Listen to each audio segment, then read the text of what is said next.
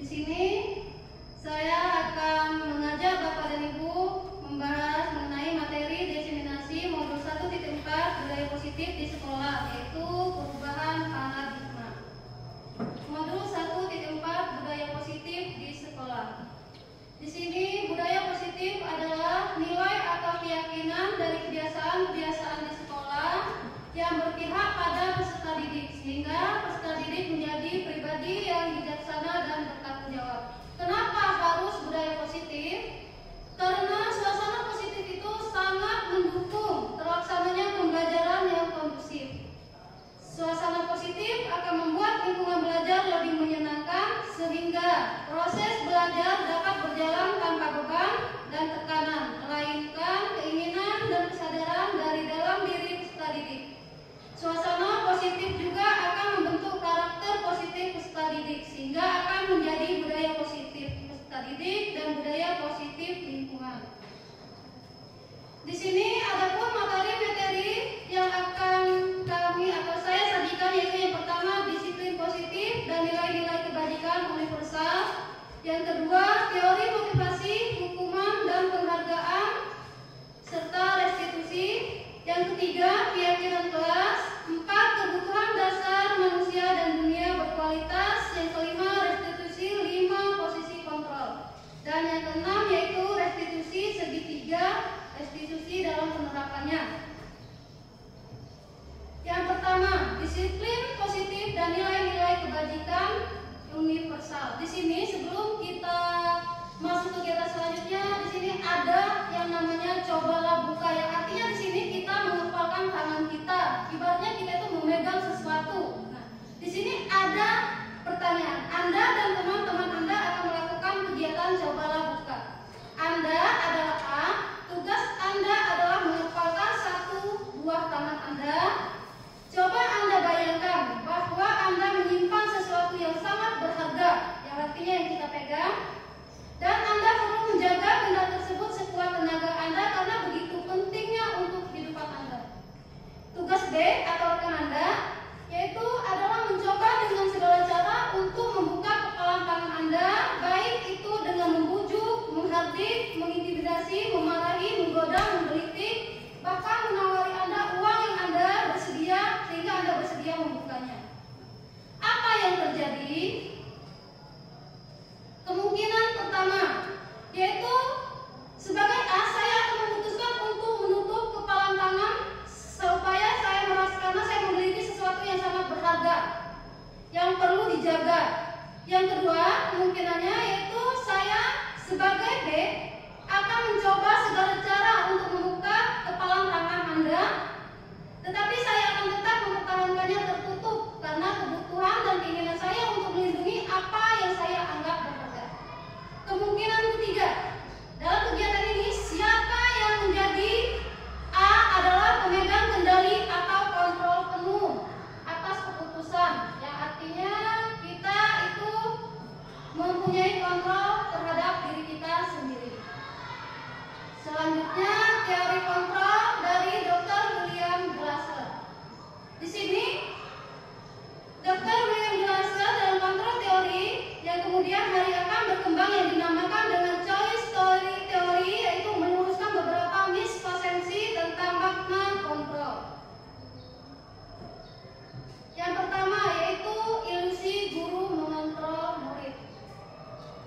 Pada dasarnya kita tidak dapat memaksa murid untuk berbuat sesuatu jikalau murid tersebut memilih untuk tidak melakukannya.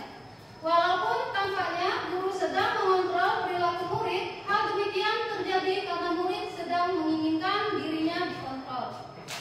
Saat itu bentuk kontrol guru menjadi kebutuhan dasar yang dipilih murid tersebut. Teori kontrol mengatakan bahwa semua perilaku memiliki tujuan, bahkan perilaku terhadap yang tidak disukai.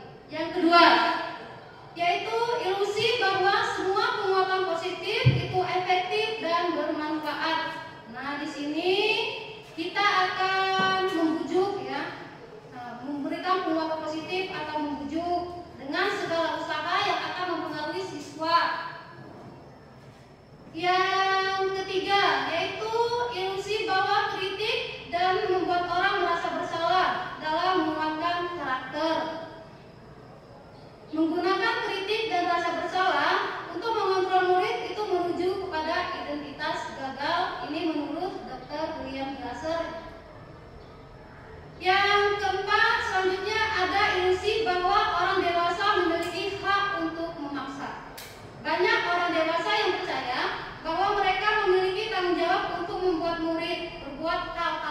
tertentu.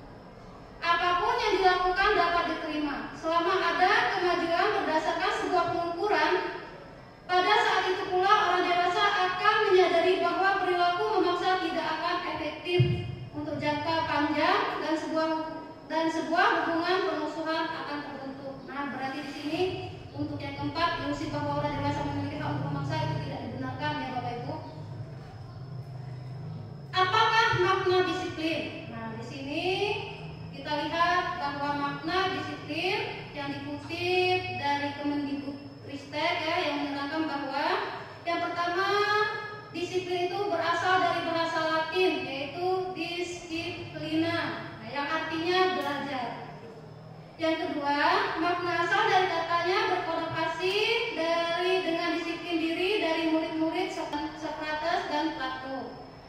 Selanjutnya, disiplin diri membuat orang menggali potensinya menuju sebuah tujuan apa yang dihargai. Namun, dalam budaya kita, makna kata disiplin itu telah berubah menjadi sesuatu yang dilakukan seseorang pada orang lain untuk mendapatkan kepatuhan. Kecenderungan umumnya yaitu menghubungkan kata disiplin dengan ketidaknyamanan, bukan dengan apa yang kita hargai atau pencapaian suatu tujuan mulia. Nah, itu makna disiplin. Apa sih disiplin positif? Disiplin positif itu adalah pendekatan yang digunakan untuk mendidik anak, melakukan kontrol diri dan pembentukan kepercayaan diri. Di sini ada beberapa hal yang dapat dilakukan. Yang pertama itu cara penerapan disiplin yang mengajarkan anak-anak bertanggung jawab dan menumbuhkan kesadaran diri berdasarkan nilai-nilai kebajikan. Yang kedua, kita bisa lebih ke arah disiplin diri yang dapat mengontrol diri dalam melakukan segala tindakan. Yang selanjutnya, dapat membuat murid memahami dan menyadari berdasarkan motivasi internal, bukan akibat paksaan, ujian, atau hukuman. Nah, itu adalah sekilas mengenai disiplin.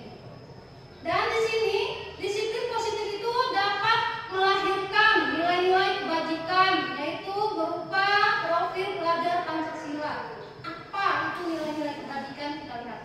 Nilai-nilai kebajikan itu adalah sifat-sifat positif manusia yang merupakan tujuan mulia yang ingin dicapai setiap individu. Nilai-nilai tersebut bersifat universal dan lintas bahasa, suku bangsa, agama maupun latar belakang. Nah, bentuk-bentuk nilai-nilai kebajikan itu sendiri yaitu yang pertama, beriman, bertakwa kepada Tuhan Yang Maha Esa dan berakhlak mulia. Yang kedua, mandiri. Yang ketiga, bernalar kritis. Keempat, berkebinekaan global. Yang kelima, gotong royong. Dan keenam, kreatif. Ini sudah kita terapkan ya dalam kegiatan P5. Selanjutnya yang kedua yaitu teori motivasi, hukuman dan penghargaan restitusi. Seperti yang Bapak Ibu lihat di situ, menurut Diane Gossen dalam bukunya yaitu Restructuring School Discipline menyatakan ada 3 motivasi perilaku manusia. Yang pertama itu untuk menghindari ketidaknyamanan atau hukuman. Maksudnya apa? Ini adalah tingkat terendah dari motivasi perilaku manusia. Biasanya orang yang motivasi perilakunya untuk menghindari hukuman atau ketidaknyamanan akan bertanya, apa yang terjadi apabila saya tidak melakukannya? Itu biasanya terjadi. Yang kedua, yaitu untuk mendapatkan imbalan atau penghargaan dari orang lain. Nah, ini juga terkadang membuat siswa kita ataupun orang lain ataupun kita sendiri termotivasi terkadang ya. Ini adalah satu tingkat di atas motivasi yang pertama. Di sini orang berperilaku untuk mendapatkan imbalan dan penghargaan dari orang lain. Orang dengan motivasi ini akan bertanya, apa yang akan saya dapatkan apabila saya melakukannya? Itu yang terjadi. Mereka melakukan sebuah tindakan itu untuk mendapatkan pujian dari orang lain yang menurut mereka penting dan mereka letakkan dalam dunia berkualitas mereka. Mereka juga melakukan sesuatu untuk mendapatkan hadiah, pengakuan, imbalan. Motivasi ini juga tapi dari luar, dorongan dari luar. Yang ketiga, ini untuk menjadi orang yang mereka inginkan dan menghargai diri sendiri dengan nilai-nilai yang mereka percaya. Nah, di sini orang dengan motivasi ini akan bertanya, akan menjadi orang seperti apa apabila saya melakukannya? Mereka melakukan sesuatu itu karena nilai-nilai yang mereka yakini dan harga itu, dan mereka melakukannya karena mereka ingin menjadi orang yang melakukan nilai-nilai yang mereka yakini. Ini adalah motivasi yang akan membuat seseorang memiliki disiplin positif. Kenapa? Karena motivasinya berlaku bersifat internal, bukan lagi dia eksternal seperti yang tadi. Nah, di sini ada pertanyaan. Pernahkah Anda berada dalam sebuah situasi di mana Anda sengaja melakukan sesuatu yang menyakitkan bagi Anda, bahkan bertabrakan dengan penghargaan dari orang lain? Mengapa Anda tetap memilih melakukannya padahal Anda tahu akibatnya akan menyakitkan? Anda mungkin akan dikecam secara sosial, bahkan ada kerugian secara finansial. Apa prinsip-prinsip yang Anda perjuangkan dan Anda lindungi saat itu? Anda sedang menjadi orang seperti apa?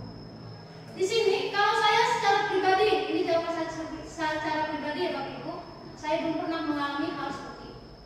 Jadi, jika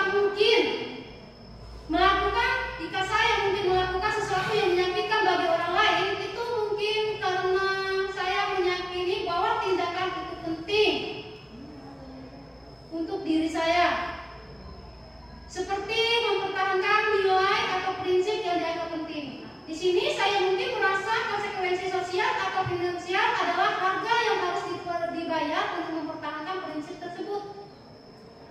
Dalam situasi ini, mungkin saya sedang menjadi seorang yang teguh pada nilai-nilai tersebut, meskipun itu kadang harus berhadapan dengan kecaman atau kerugian. Itu secara pribadi menurut saya. Mungkin kalau Bapak Ibu lain lagi ya. Kita manusia itu kan berbeda. Selanjutnya, hukuman, konsekuensi, dan restitusi. Dalam menjalankan peraturan atau keyakinan kelas atau sekolah, ini bila mana ada suatu pelanggaran, tentunya sesuatu itu harus terjadi. Untuk itu kita perlu meninjau pula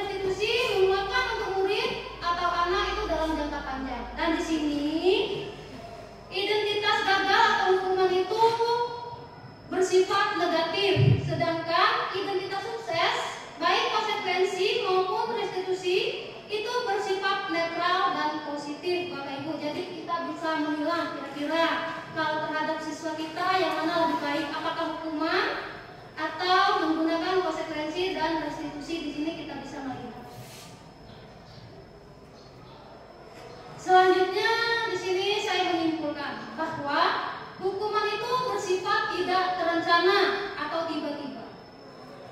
Anak atau murid itu tidak tahu apa yang akan terjadi dan tidak dilibatkan. Nah, sedangkan hukuman itu sendiri bersifat satu arah. Berarti hukuman itu bisa, kalau kita terhadap siswa itu hanya berasal dari guru ya, karena kita yang menentukan hukuman untuk siswa kita. Dan di sini murid itu hanya menerima suatu hukuman tanpa melalui suatu kesepakatan. Yang artinya siswa itu hanya bisa menerima, baik sebelum dan sesudahnya. Nah, hukuman yang diberikan itu bisa berupa hukuman fisik maupun psikis. Murid atau anak disakiti oleh sesuatu perbuatan atau kata-kata. Untuk pribadi saya sendiri, terkadang saya memang menjalankan hukuman ya, Bapak Ibu, apalagi dengan kondisi anak-anak kita. Tapi setelah saya sedikit mengikuti di sini ya, saya sedikit menyadari berarti tindakan saya itu salah dengan memberikan hukuman, karena tadi dia bersifat negatif.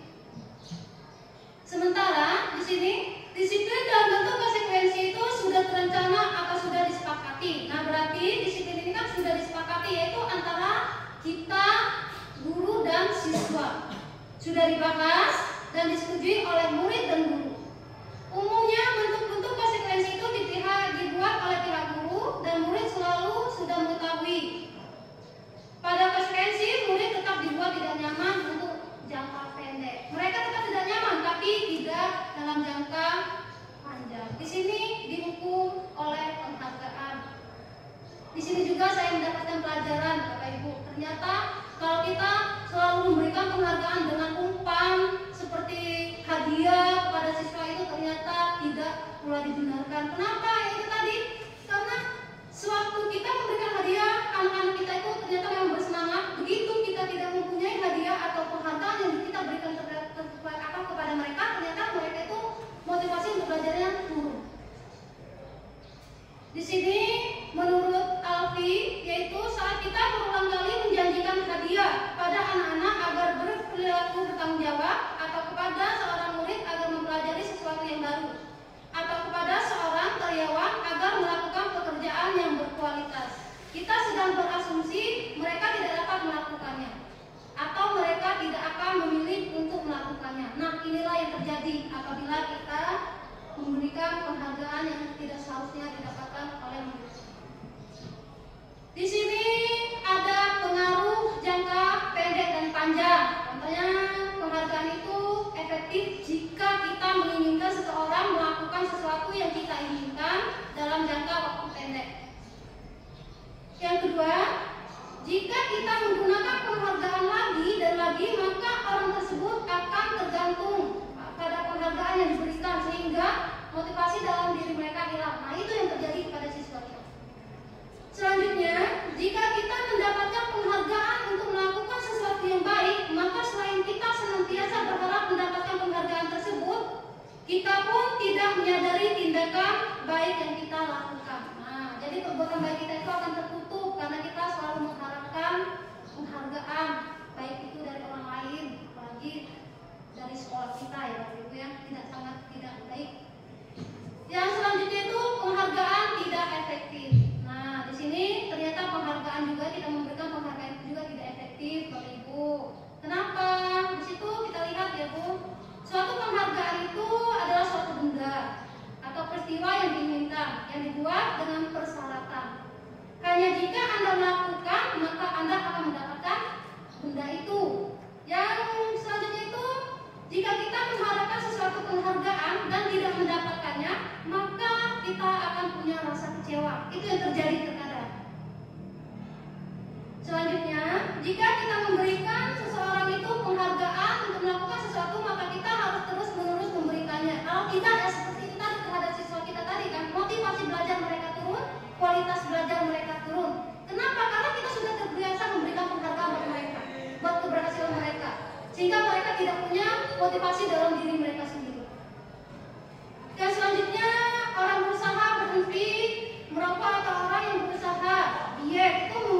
dan bila diberikan penghargaan hampir pasti tidak berhasil. Itu pernyataan dari penghargaan yang tidak efektif, Bapak Ibu.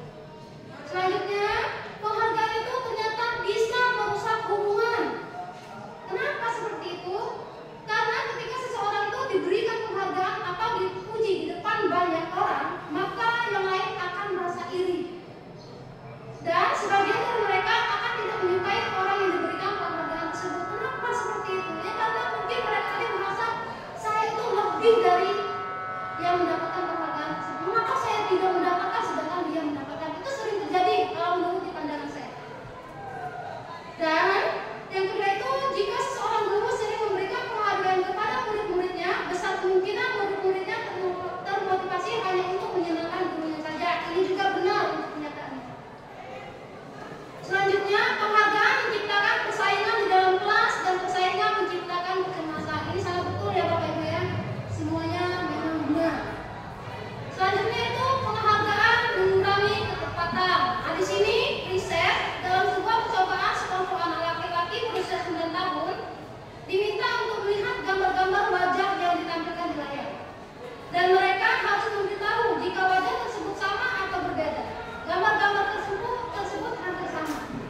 Beberapa dari mereka itu diberi penghargaan dalam bentuk uang pada saat mereka memberikan jawaban benar, sementara sebagian yang lain tidak. Hasilnya Bapak Ibu, ternyata anak laki-laki yang dibayar membuat lebih banyak kesalahan dalam menyatakan pendapatnya.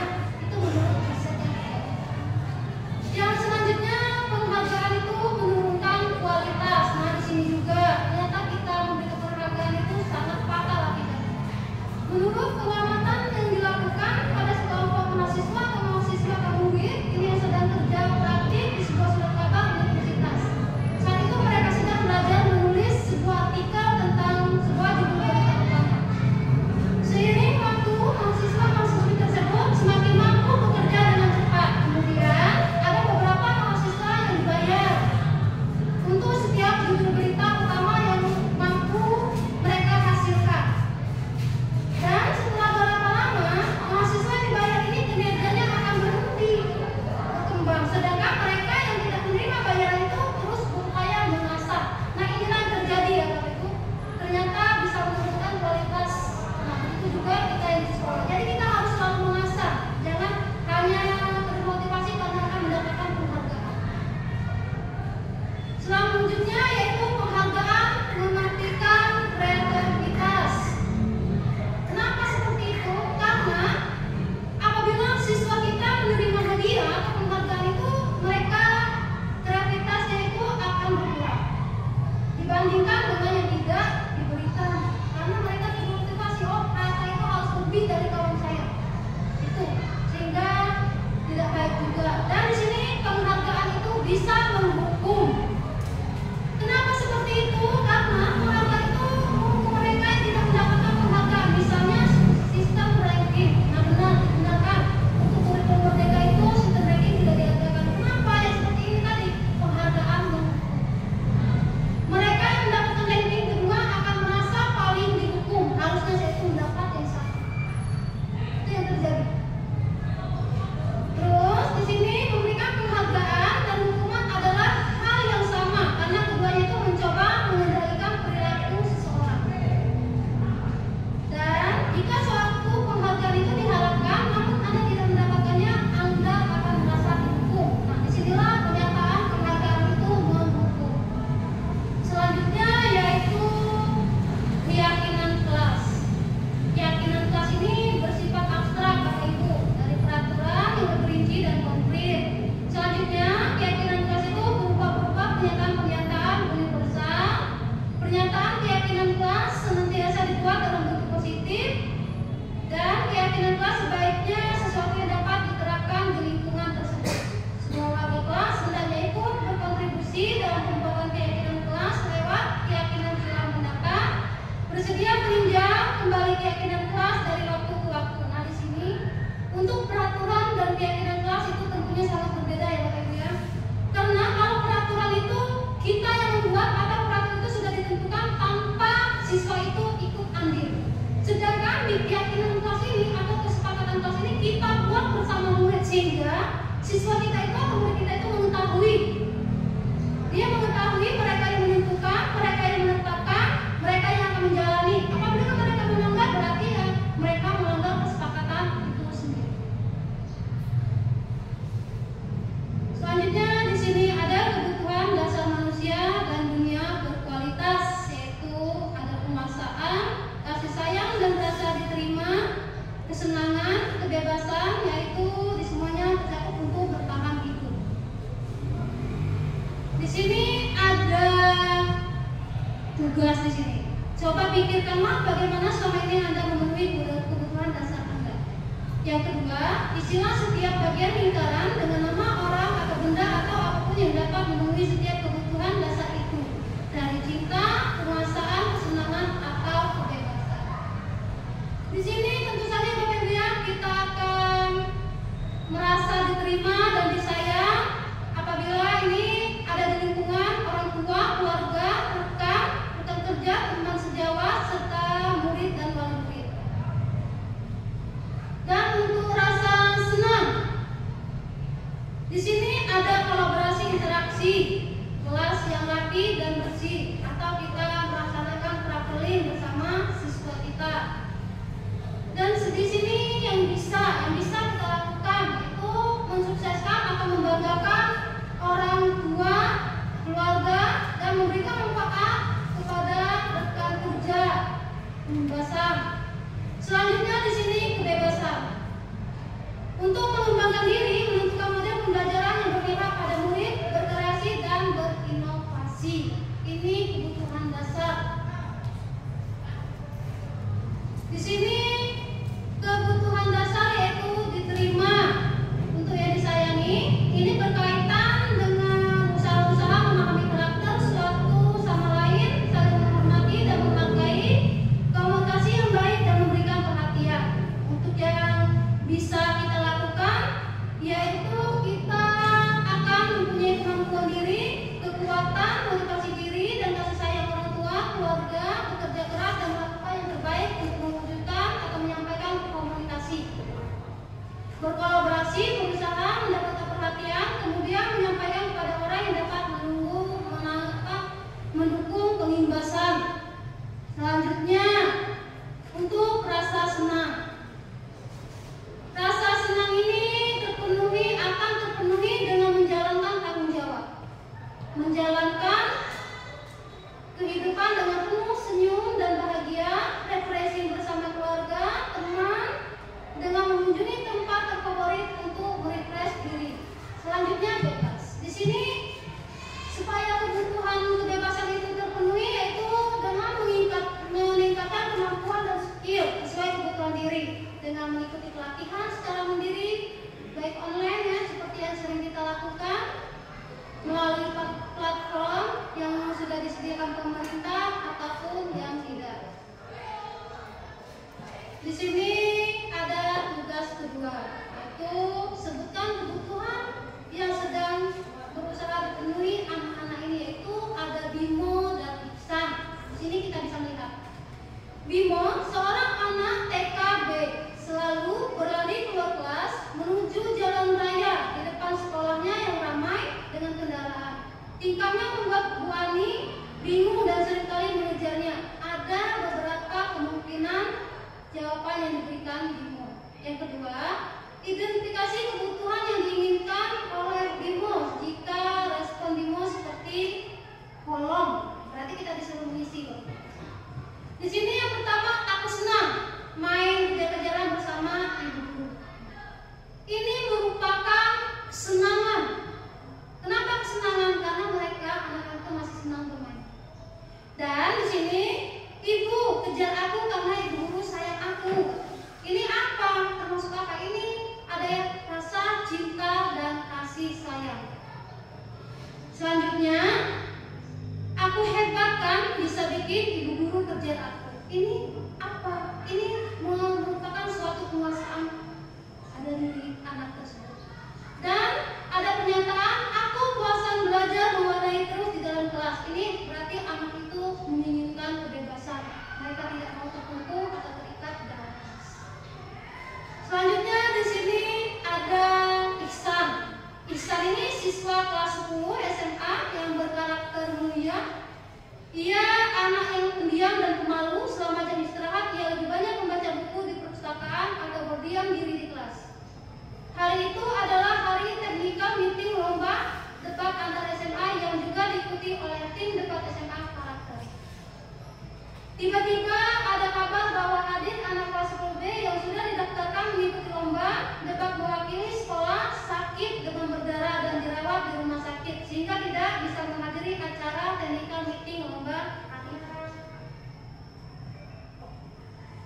Di sini kepala sekolah tentu saja yang menggantikan adik tadi meminta dan bertanya kepada Ihsan.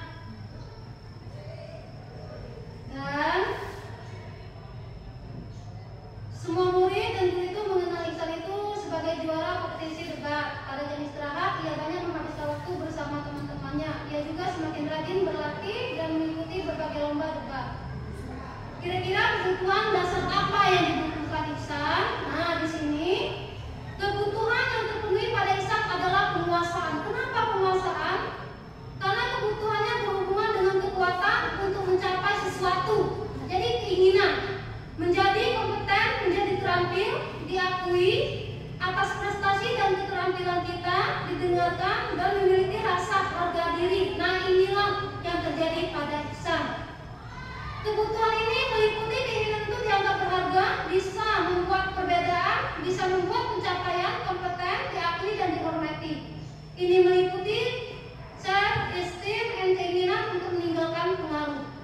Anak-anak yang memiliki kebutuhan dasar akan penguasaan yang tinggi biasanya selalu ingin menjadi pemimpin. Mereka juga akan suka mengamati sebelum mencoba hal yang baru dan merasa kecewa bila melakukan kesalahan. Mereka juga biasanya rapi dan sistematik dan selalu ingin mencapai yang terbaik. Ini kalau anak mempunyai karakter untuk penguasaan. Selanjutnya di sini ada restitusi, yaitu 5 posisi kontrol.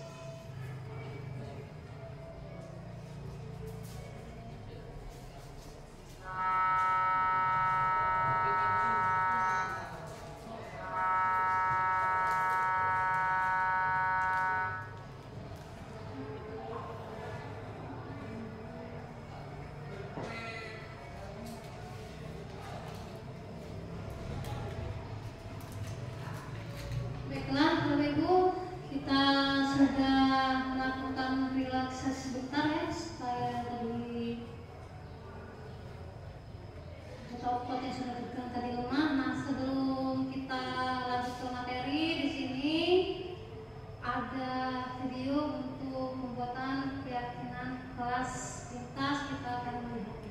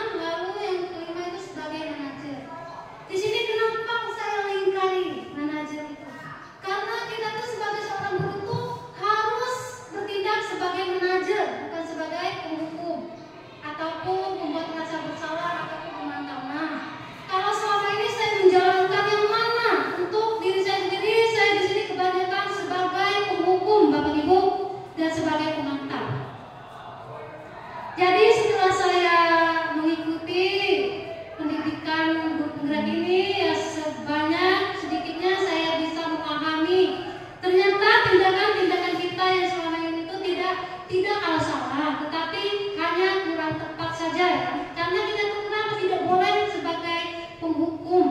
Penghukum itu istilahnya tadi kita menerapkan hukuman kepada itu jangan terlalu sering. Jadi di sini kita itu kalau bisa bertindak sebagai manajer. Apa yang kita lakukan? Kalau kita bertindak sebagai manajer, di sini kita akan berdiskusi bersama murid, mempersilahkan murid mempertanggungjawabkan perilakunya dan mendukung murid agar dapat menemukan solusi di atas permasalahannya sendiri.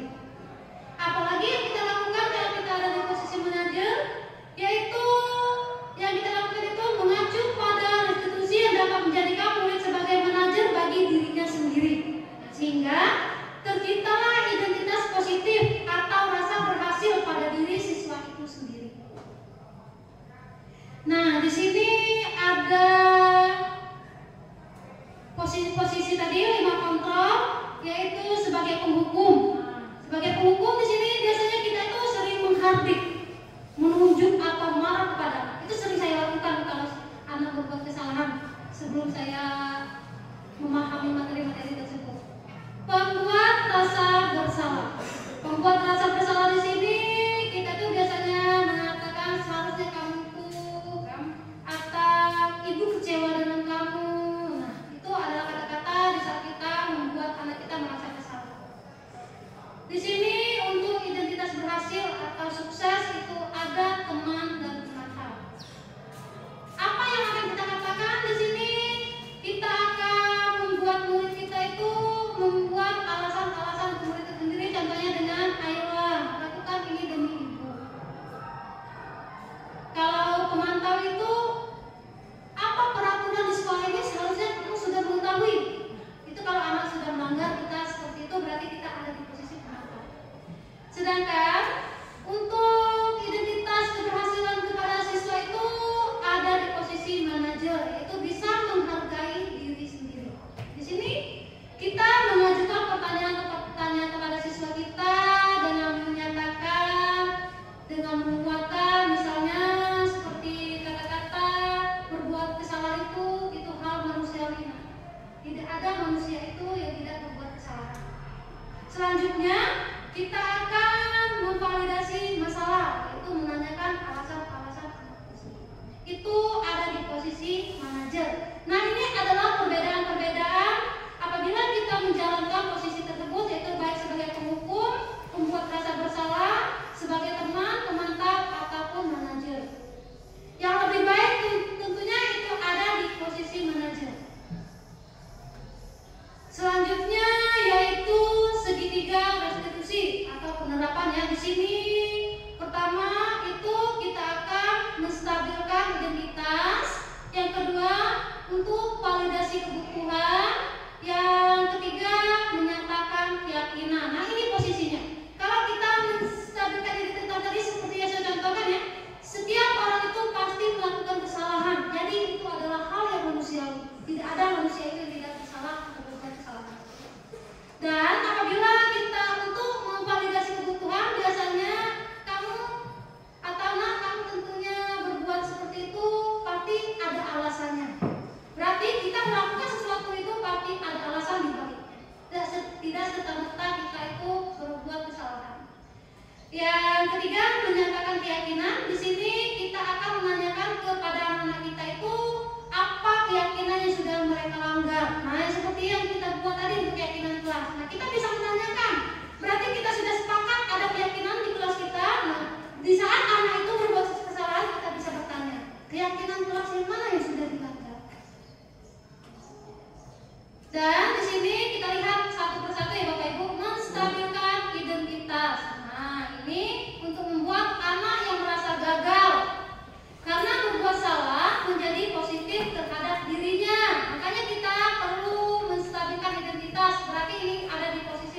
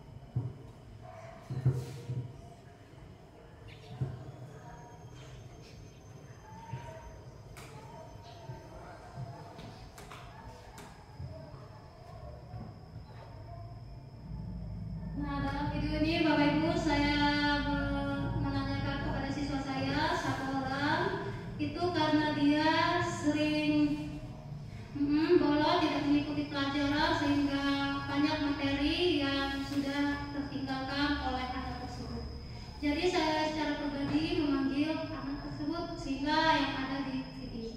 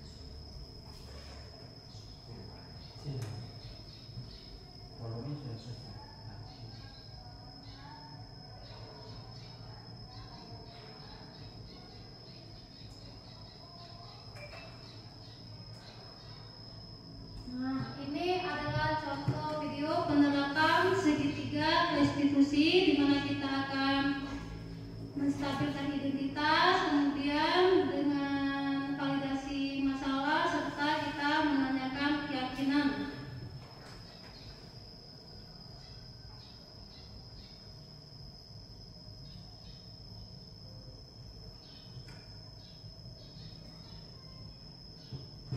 Di sini ada intervensi 30 detik Bapak Ibu. Ini apa?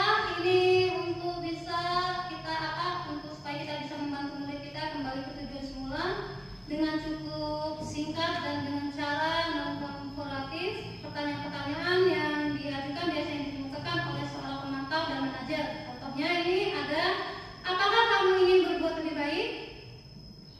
Apakah saat ini kamu sedang menjadi orang yang sedang kamu inginkan? Apakah kamu bisa mengubah kegiatan atau perilaku kamu saat ini menjadi sikap yang lebih baik?